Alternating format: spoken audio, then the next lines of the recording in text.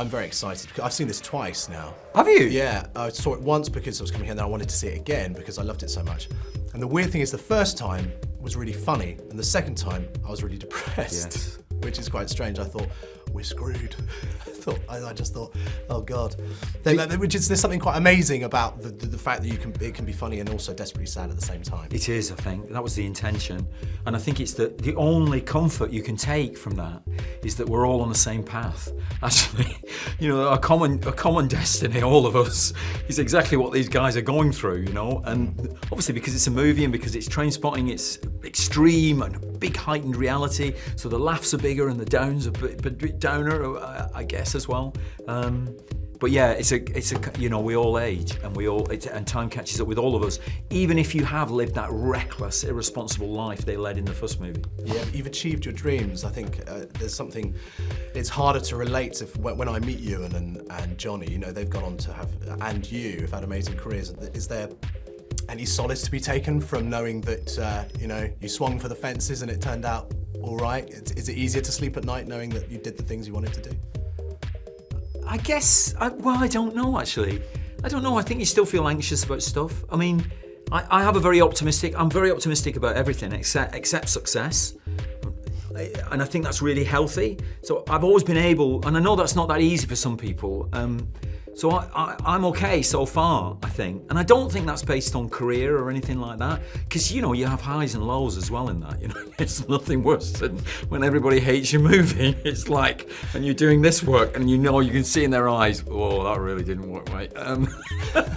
That's a big low, but you get over it. I'm lucky to be optimistic about that. But there is an image in the film which you're talking about really, which is Renton. In the Choose Life speech, you realise that in one way he's lying in bed awake at night with a night sweat of anxiety about what's it amounted to, and there doesn't seem to be any comfort and succour anywhere really.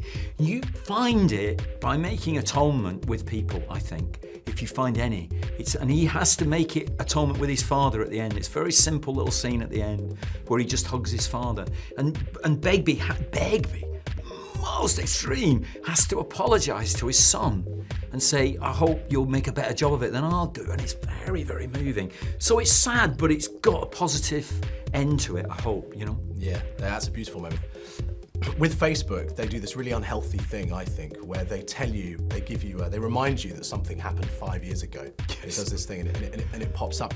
And I think that's really unhealthy. I don't think there's anything to be gained from saying that you were at Thorpe Park 3 years ago today, because you think, what have I done with my life? It's a constant reminder of what happened in between. What's your relationship with nostalgia like? Because this film puts you front and you have to face it. And I wonder whether as a filmmaker, as an actor, because you're moving on from job to job, you have to look forward. There's no other option. So what's it like looking back? And do you think that stuff like Facebook, do you think there is an unhealthy nature to being nostalgic? It's a danger, nostalgia, yeah, looking back too much because that's not the direction you're going.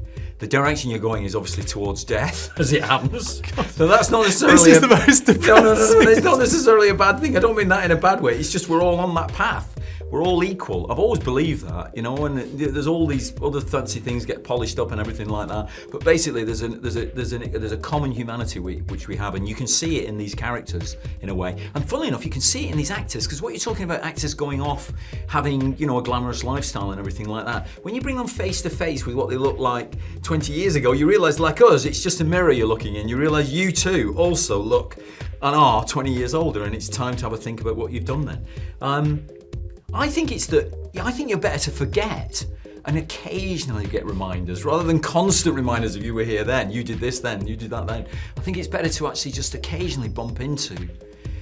And they can be excruciating moments as well, like school reunions, but they can also be intensely pleasurable, where you kind of find a kind of like peace with yourself about what things have amounted to, and there's time left. You can kind of you can get on. And the final image of the film is him dancing in his childhood bedroom, which you could read as sad, but also you could read it as actually incredibly hopeful as well. Because my bedroom, like a lot of people, my childhood bedroom remained the same for 30 years. I thought that was cool. That was a rock and roll moment. It is, isn't it? Which just leads me to, come on. If these guys were a rock band, what rock band would they be, do you think? Well, they look alarmingly. There's an incredible moment, and this is Bobby's idea, where he returns and he has to return in disguise at one point, and he puts on a disguise that looks like Manny from the Stone Roses.